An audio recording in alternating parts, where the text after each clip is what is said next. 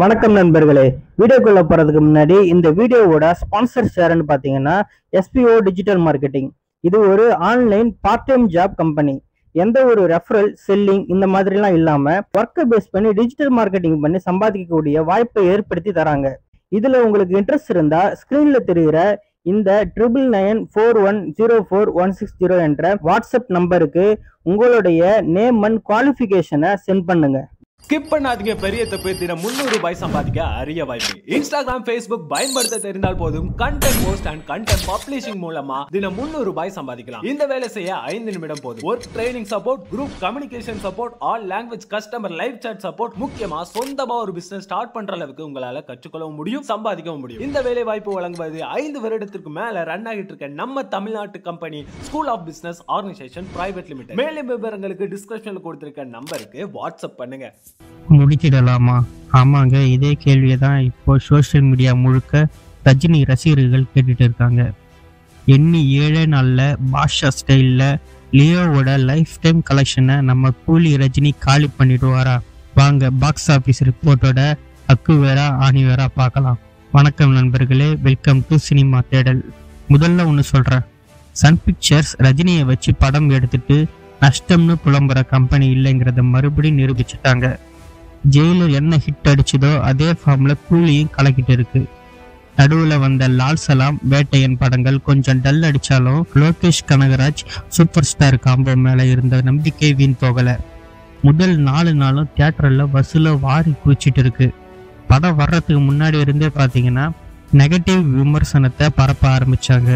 Rajini haters எல்லாம் over time பார்த்து கூலியோட வசூல முடக்கணும்னு plan போட்டாங்க.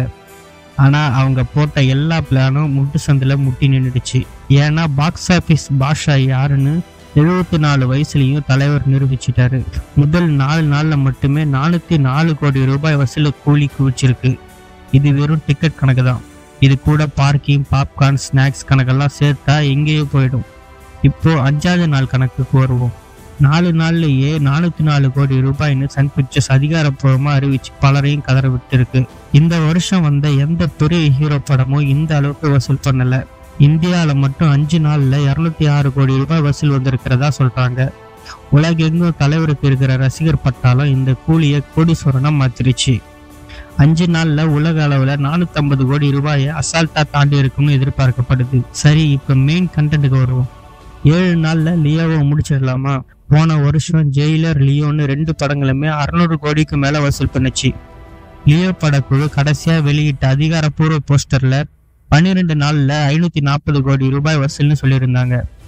ஜெயிலர் வசூல லியோ முந்திரிச்சுன்னு விஜய் ரசிகர்கள் சொல்லிட்டு இருந்த நிலையில இப்போ ரஜினி ரசிகர்கள் களத்துல குதிச்சுட்டாங்க. எண்ணி 7 நாள் தான் டைம். அதுக்குள்ள லியோவோட லைஃப் டைம் வசூல கூலி தூக்கி சாப்பிடும்னு சோசியல் மீடியால தெரிக்க விட்டுட்டு இருக்காங்க. இதே வேகத்துல படம் போச்சுன்னா கண்டிப்பா இதுக்கு வாய்ப்பு இருக்கு.